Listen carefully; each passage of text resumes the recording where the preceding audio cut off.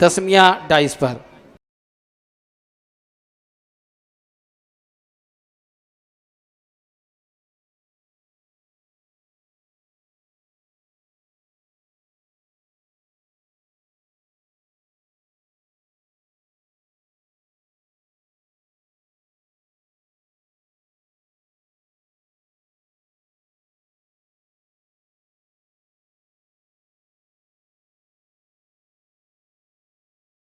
अस्सलामुअलैकुम वरहमतुल्लाहि वबरकातुहू। अल्हम्दुलिल्लाहि रब्बिल आलमीन वस्सलातु वस्सलामु अला सय्यिदिल अंबियाइ वल मुरसलीन व अला आलिहि व सहबिहि अजमईन, अम्मा बाद। फ़अऊज़ु बिल्लाहि मिनश शैतानिर रजीम, बिस्मिल्लाहिर रहमानिर रहीम। ववस्सैनल इंसाना बिवालिदैहि इहसाना हमलतहु उम्मुहु कुरहा व वज़अतहु कुरहा। और हमने इंसान को अपने माँ बाप के साथ भलाई का हुक्म किया। उसकी माँ ने ज़माने हमल में तकलीफ़ और मशक्क़त के साथ हमल का बोझ उठाया और विलादत के वक्त जान की तकलीफ़ के साथ जना है। सामईन हज़रात, कुरान करीम के अंदर अल्लाह तबारक व तआला ने कई जगह अपनी इबादत और अपने हक़ के साथ माँ बाप के हक़ का भी जिक्र फरमाया है। और जहाँ अल्लाह तबारक व तआला ने अपनी इबादत की ताकीद फरमाई है, वहाँ माँ बाप के साथ हुस्न सलूक की भी ताकीद फरमाई है। कुरान करीम में कई जगह पर माँ बाप के साथ हुस्न सलूक की ताकीद फरमाई। कहीं फरमाया कि ववस्सैनल इंसाना बिवालिदैहि हुस्ना, यानी हमने इंसान को अपने माँ बाप के साथ भलाई का हुक्म किया। और कहीं फरमाया कि हमने इंसान को अपने माँ बाप के साथ हमदर्दी की ताकीद की। अलगर्ज़ माँ बाप का हक़ औलाद के ऊपर अल्लाह के बाद दूसरे नंबर पर है। माँ बाप की ताज़ीम व मोहब्बत और खिदमत गुजारी को अपनी सादत समझें।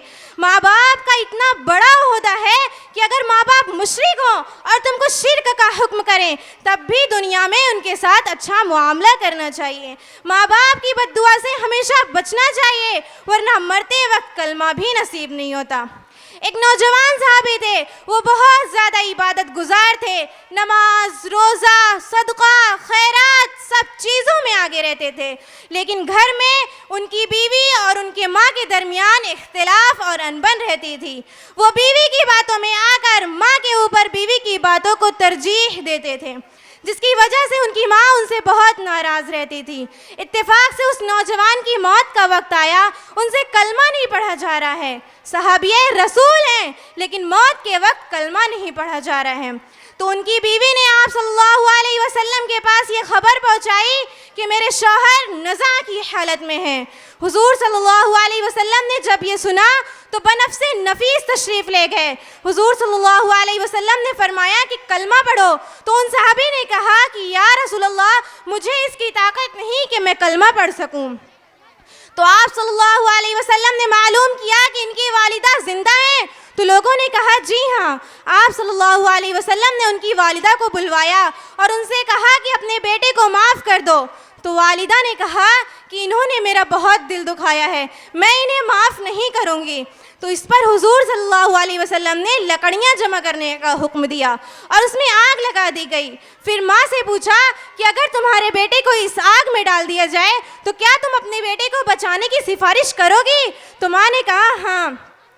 तो हुजूर सल्लल्लाहु अलैहि वसल्लम ने फरमाया कि जहन्नम की आग इससे कई ज़्यादा सख्त है, लिहाजा तुम अपने बेटे को माफ़ कर दो या हम इसको तुम्हारे सामने इस आग में जला देते हैं। इतना सुनकर माँ का दिल पिघल गया। माँ ने कहा कि या रसूल अल्लाह, आप गवाह रहिए, मैंने अपने बेटे को माफ़ कर दिया और मैं इससे राज़ी हूँ। इसके बाद हुजूर सल्लल्लाहु अलैहि वसल्लम ने बेटे से कहा कि कलमा पढ़ो। बेटे ने कलमा पढ़ा। आप सल्लल्लाहु अलैहि वसल्लम ने अल्लाह का शुक्र अदा फरमाया। देखो मेरी माँ और बहनों, माँ बाप की नाफरमानी औलाद के लिए कितनी खतरनाक है। औलाद अपनी जगह कितनी बड़ी इबादत गुजार और कितनी ही नेक साले क्यों ना हो, मगर माँ बाप की नाराज़गी से कलमा तक नसीब नहीं होता। मेरी माँ और बहनों, माँ बाप की नाफरमानी एक जहरीला सिलसिला है। अगर तुम अपने माँ बाप के साथ फर्माबरदारी करोगी तो तुम्हारी औलाद तुम्हारे साथ फर्माबरदारी का मामला करेगी, और अगर तुम अपने माँ बाप की नाफरमानी करोगी तो तुम्हारी औलाद तुम्हारी नाफरमानी करेगी। हज़रत मौलाना अब्दुल जब्बार साहब जो मदरसा शाही के शेख उल हदीस थे, वो अपने मुताल्लिकीन में से किसी का वाक़या बार बार जिक्र फरमाते थे कि एक शख्स अपने बाप को घर के अंदर से मारता हुआ, धक्का देता हुआ बाहर लाया और घर के पास रास्ते में कूड़ी थी, वहाँ लाकर गिरा दिया। बाप अपनी ज़बान से कुछ नहीं कह रहा था, सिर्फ उसकी आंखों से आंसू जारी थे। उसके बाद जब बेटे ने बाप को वहाँ से खींचकर आगे ले जाना चाहा तो बेटे ने कहा कि बस कर दे बेटा, बस कर दे, मैं भी अपने बाप को यहीं तक लाया था। मेरी माँ और बहनों, माँ बाप की नाफरमानी एक जहरीला सिलसिला है। अगर तुम अपने माँ बाप की नाफरमानी करोगी तो तुम्हारी औलाद उससे बढ़कर तुम्हारी नाफरमानी करेगी, और अगर तुम अपनी माँ बाप की फर्माबरदार बनोगी तो तुम्हारी औलाद तुम्हारी फर्माबरदार बनेगी, फिर उनकी औलाद उससे बढ़कर उनकी फर्माबरदारी बनेगी, और अगर तुम अपने माँ बाप की नाफरमानी करोगी तो तुम्हारी औलाद तुम्हारी नाफरमानी करेगी, फिर उनकी औलाद उनकी नाफरमानी करेगी। तो ये एक जहरीला सिलसिला बन जाता है, गोया कि एक नाफरमान खानदान का समरा बन जाता है। अब अल्लाह तबारक व तआला से दुआ है कि अल्लाह ताला हम सब को अपने वालिदैन का फरमाबरदार बनाए। आमीन। अस्सलामु अलैकुम व रहमतुल्लाहि व बरकातुहू। माशाअल्लाह, बच्ची ने जो है वालिदैन के ताल्लुक़ से बताया, बच्ची ने वालिदैन के ताल्लुक़ से बताया कि वालिदैन हमारे लिए कितने अहम और ज़रूरी हैं।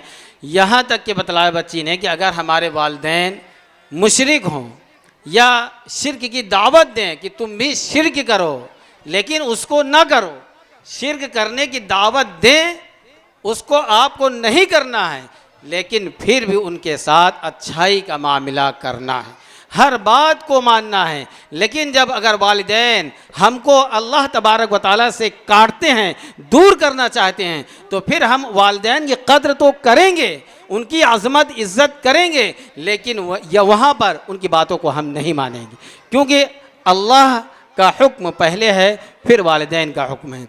इसलिए जिसके वालिदैन हयात में हैं वो बहुत खुश नसीब हैं, अपने वालिदैन की कद्र करें और जन्नत में जाने का ज़रिया बने।